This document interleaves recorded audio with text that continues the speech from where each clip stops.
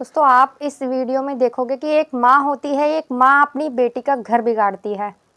बेटी भी उसकी बातों में आ जाती है क्योंकि वो बचपन से ही माँ की लाडली होती है, लेकिन वक्त रहते बेटी को समझ आ जाता है और वो माँ को ही अलग कर देती है, जो कि उसके और उसके पति के रिश्ते में आ रही होती है।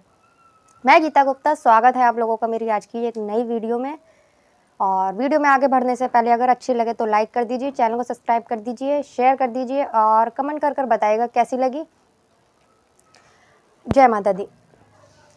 दोस्तों एक लड़की होती है संगीता, उसके माँ बाप उसकी शादी कर देते हैं। माँ की बचपन से ही वो लाडली होती है। ससुराल में शादी हो जाती है, ना वो सास की सुनती है, ना अपने पति की सुनती है और ना ही ननद की सुनती है, किसी की नहीं सुनती, क्योंकि अपनी माँ के कहने में चलती है। माँ के कहने से चलती है तो ससुराल में भी उसकी अनबन रहती है, कुछ किसी न किसी बात पे पति से भी हो जाया करती है, सास से भी हो जाया करती है। तो हर बात वो अपनी माँ को बताया करती है, छोटी से छोटी बात अपनी माँ को बताती है और माँ उसको समझाने की बजाय उल्टा उसे भड़काती है, ऐसा कर वैसा कर। बेटी उसके ही कहे मुताबिक चलती रहती है। और एक दिन माँ उसे अपनी बेटी को अपने घर बुला लेती है, कहती है उसे छोड़ दे और मैं ऐसा करूँगी, उससे तलाक दिलवा दूंगी, तेरे को इतना पैसा मिलेगा, ये है वो है, मैं तेरी दूसरी शादी करवा दूंगी। बेटी अपनी माँ की बातों में आ जाती है और अपने घर चली जाती है। वहाँ रह के उसकी माँ एक वकील करती है। वकील करने के बाद में वकील को 1 लाख रुपए देती है वकील को और बोलती है कि मेरा केस जल्दी से जल्दी निपटाना है, मेरी बेटी का केस, और उससे दहेज भी वापस चाहिए। दहेज के अलावा मुझे 10 लाख रुपए भी मिलने चाहिए, ऐसा केस लड़ना है। तो वकील तैयार हो जाता है, लड़के का नाम अजय होता है, और तैयार हो जाता है वकील लड़ने के लिए। वकील कहता है ठीक है, केस आप लोग ही जीतोगे। वो उसकी माँ को बोल देता है।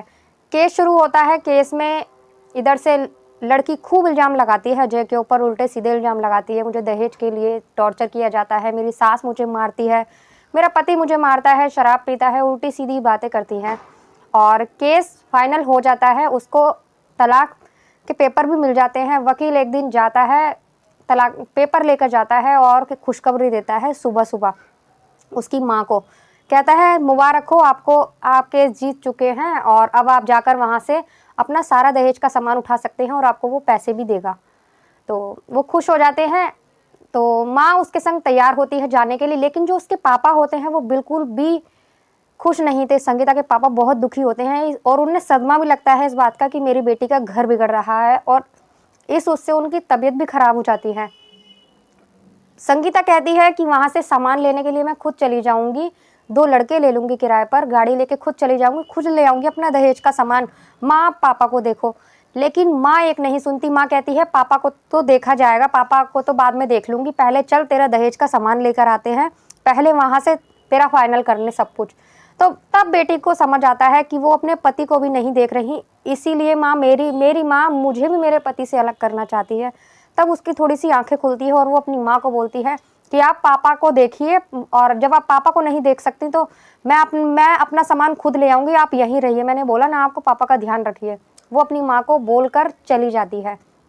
जब वो अपने पति के घर जाती है, जैसे ही वो अंदर घुसती है तो उसका पति सोफे पर बैठा होता है और उसे देखकर उसे बुलाता है कि आओ संगीता।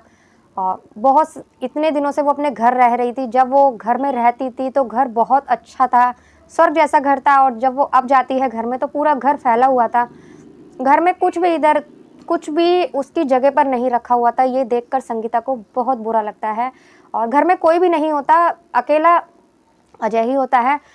तो अजय उसको बुलाता है, कहता है बैठो, और उसके हाथ में से लिस्ट लेता है, कहता है तुम्हारा सारा सामान ऐसे ही रखा है, तुम्हें जो ले जाना हो ले जाओ, और तुमको जो 10 लाख रुपए देने हैं, मुझे 10 लाख रुपए के तो मेरे पास है नहीं है, लेकिन मेरा एक प्लॉट है वो पड़ा है, वो मैं तुम्हारे नाम कर दूंगा। तो वो उससे कहती है कि नहीं, तुम्हें ऐसा प्लॉट वगैरह मुझे नहीं चाहिए।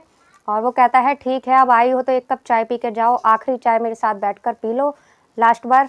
तो वो किचन में चला जाता है चाय बनाने। जब वो चाय बनाने चला जाता है तो वो अपने पूरे घर में इधर से उधर देखती है, सारा सामान ऐसे बिखरा होता है और उसे देखकर उसको तरस आ जाता है। जब किचन में झांकती है तो वो चाय बना रहा होता है। वो कहती है कि कितना अच्छा था मेरा घर, हम कितने अच्छे से रहते थे, और ये क्या हो गया, मैंने अपनी माँ की बातों में आकर अपना घर बिगाड़ लिया, काश मैं माँ की बातों में ना आई होती। तब उसकी आंखें खुल चुकी थी, उसे पता लग चुका था कि उसकी माँ उसका घर बिगाड़ रही है। इतने में उसकी माँ, उसका फ़ोन बजने लगता है, जो कि उसकी माँ होती है फ़ोन पर, वो कहती है कि तूने उस कमीने का साथ छोड़ने का फैसला किया नहीं किया, तूने उस कमीने के यहाँ से पैसे ले लिए, सामान ले लिया सारा, गाड़ी मैंने भेज दी है और गाड़ी पहुंच चुकी होगी, सारा सामान उसमें उठा के रख और जल्दी से वहाँ से निकल। तो वो कहती है माँ बस करो, आप फ़ोन रखो, मुझे जो करना होगा, आपने तो आग में घी और डाल दिया था लगाने का, लेकिन हम दोनों पति पत्नी मिलकर अब इसे बुझा लेंगे खुद। वो ऐसा बोलकर फ़ोन काट देती है और अपने पति से बात करने लगती है और उसको बोलती है कि जो भी हुआ उसे मुझे माफ़ कर दो, मुझसे बहुत बड़ी गलती हो गई। वो कहता है मैंने क्या गलती की थी बताओ, तुमने मेरे ऊपर इतना उल्टा सीधा इल्ज़ाम लगाया, बल्कि तुमने पैसे मांगे, मैंने तुम्हें पैसे भी दिए, सब कुछ करा, तुम्हें इतनी खुशी से रखता था, फिर भी तुमने मेरी माँ को, मुझे, सबको बदनाम करा। अब तुम्हें जो चाहिए था वो मिल गया, तुम्हारी माँ ने सब कुछ करवा दिया। लेकिन वो उससे माफ़ी मांगती है, वो कहती है मुझे माफ़ कर दो, क्या हम दोबारा से एक साथ नहीं रह सकते? तो वो कहता है कि ये घर पहले भी तुम्हारे लिए खुला था, पहले भी तुम्हारा था और अब भी तुम्हारा है, तुम बेशक आ सकती हो, रह सकती हो। मैं तुमसे जितना प्यार पहले करता था उतना ही अब करता हूँ, मेरे प्यार में कभी कोई कमी नहीं आई है, दूर होने का फैसला तुमने किया था। तो उसकी माँ वहाँ आ जाती है और वो जब माँ उसे समझाती है, ज़बरदस्ती उसे लेके वहाँ से जाती है, तो वो अपनी माँ का हाथ छुड़ाती है और बोलती है बस करो माँ, ऐसा ना हो कि मुझे धक्के मारकर तुम्हें यहाँ से निकालना पड़े। अपनी गृहस्थी तो कुछ संभाल नहीं पाई, आज तक पापा से आपकी बनती नहीं है और आपने मेरा ही घर बिगाड़ दिया, मुझे मेरे पति से अलग किया, आपको शर्म आनी चाहिए। ऐसा ना हो माँ बेटी के रिश्ते पर कोई सवाल उठाए, इससे पहले मैं आपकी बेइज्जती करूँ, आपको अपने घर से धक्के मार कर निकालूँ, आप मेरे घर से चली जाइए और हम अपना घर खुद देख लेंगे। जो आग आपने लगाई थी वो हम दोनों पति पत्नी ने मिलकर बुझा दी है, आपके यहाँ कोई ज़रूरत नहीं है और आगे से मुझसे बात करने की, मुझे फ़ोन करने की या मेरे घर आने की ज़रूरत मत करना। वो अपनी माँ को वहाँ से भगा देती है और खुशी खुशी दोनों पति पत्नी एक हो जाते हैं, दोबारा से अपना घर सही करती है, सारा सामान जगह पे रखती है और दोबारा से एक साथ रहने लगते हैं, एक साथ जीने का फैसला करते हैं। दोस्तों कैसी लगी आपको ये कहानी? कभी भी किसी की बातों में नहीं आना चाहिए, खुद अपनी समझ से फैसला लेना चाहिए, किसी तीसरे को अपने रिश्ते में नहीं आने देना चाहिए, क्योंकि हर तीसरे की वजह से अपना घर बिगड़ जाता है, इसीलिए ये इस बात का ध्यान रखना चाहिए।